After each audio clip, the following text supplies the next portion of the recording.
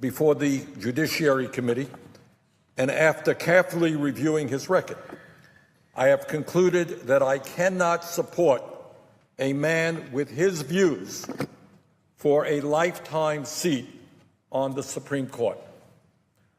The Supreme Court is the most important judicial body in this country. The decisions that it reaches, even on a 5-4 vote, have a profound impact on all Americans, on our environment, and on our way of life. As we decide this week as to how we are going to cast our votes regarding Judge Gorsuch, it is important to understand how that vote for Judge Gorsuch, for or against him, will impact the lives of the people of our country. Let me give you just a few examples as to what is at stake. 7 years ago, in a 5-4 decision, the Supreme Court ruled in a case called Citizens United. And in that case, by a 5-4 decision, the court said that billionaires and corporations could spend as much money as they wanted on the political process. This decision, as all Americans know, opened the floodgates of corporate money, of money from the billionaire class, such that the wealthiest people in our country today can now elect candidates who represent their interests and not the interests of ordinary Americans. That decision, Citizens United, is undermining American democracy and, in my view, is moving us toward an oligarchic form of society in which a handful of the wealthiest people in this country, the Koch brothers and others, now have the power not only to control our economy, but our political life as well. In my view, Citizens United must be overturned, and we must move back to a nation where our political system is based on one person, one vote, not on the ability of billionaires to buy elections. Based on my conversation with Judge Gorsuch and a review of his record, do I believe that he will vote to overturn Citizens United? Absolutely not. Further, I suspect that he will vote to undermine our democracy even further by supporting the elimination of all restrictions on campaign finance, something which the Republican leadership in this body wants. What the Republican leadership is striving towards is eliminating all campaign finance restrictions such that billionaires can say to somebody, I'm going to give you $500 million to run for the U.S. Senate from California, and you work for me. No independent expenditures.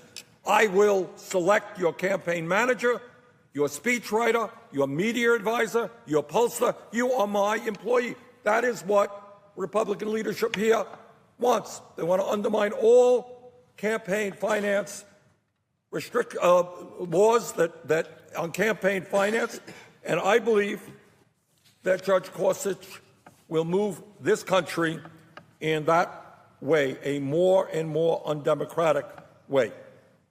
Further, when we talk about the political process, it's important to point out that in 2013, again, by a 5-4 vote, the Supreme Court gutted the 1965 historic Voting Rights Act, a law which was passed to combat racial discrimination in voting in a number of states. What the court said, finally, is that in the United States you have the right to vote no matter what the color of your skin is. An historic step forward in making this country the kind of country that it must become.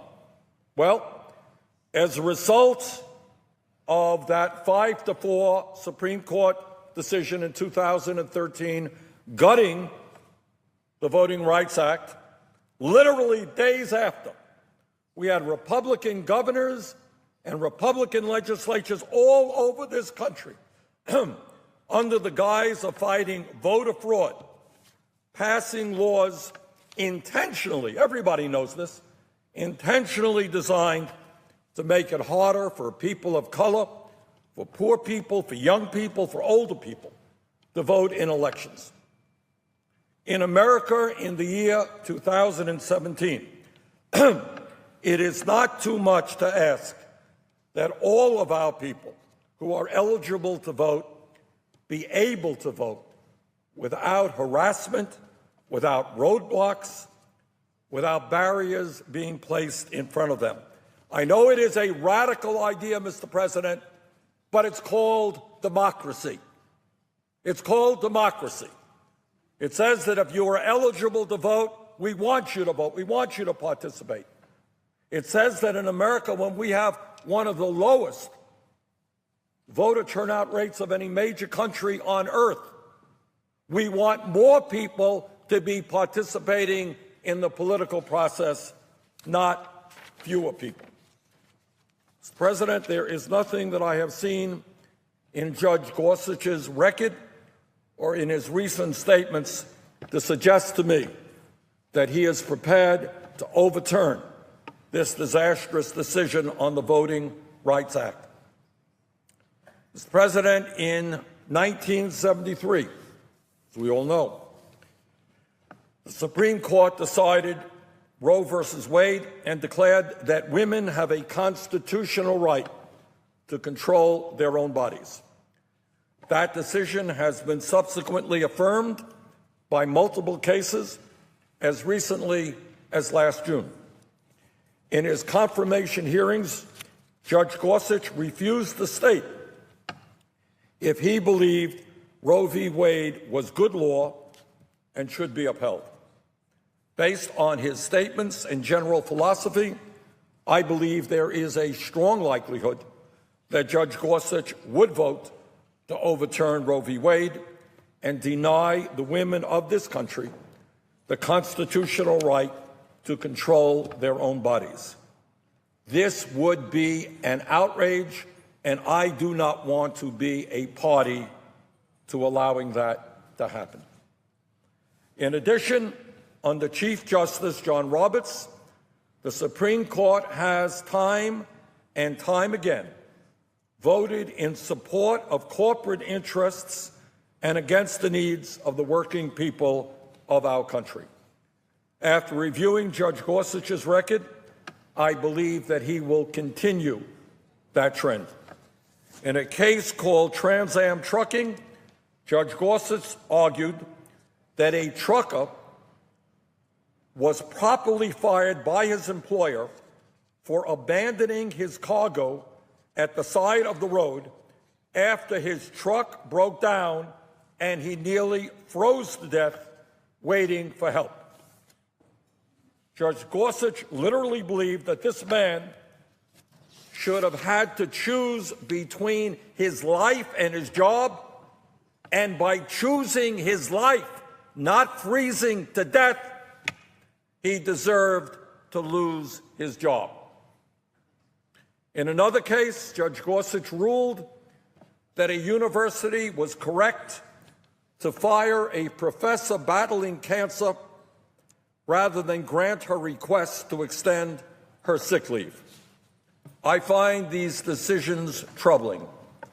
At a time of massive income and wealth inequality, when so many working people throughout this country feel powerless at the hands of the wealthy and the powerful and their employers, we need a Supreme Court justice who will protect workers' rights and not just worry about corporate profits. I fear very much that Judge Gorsuch is not that person. Mr. President, I listened carefully to what my friend, Senator Cornyn of Texas, had to say about this entire process.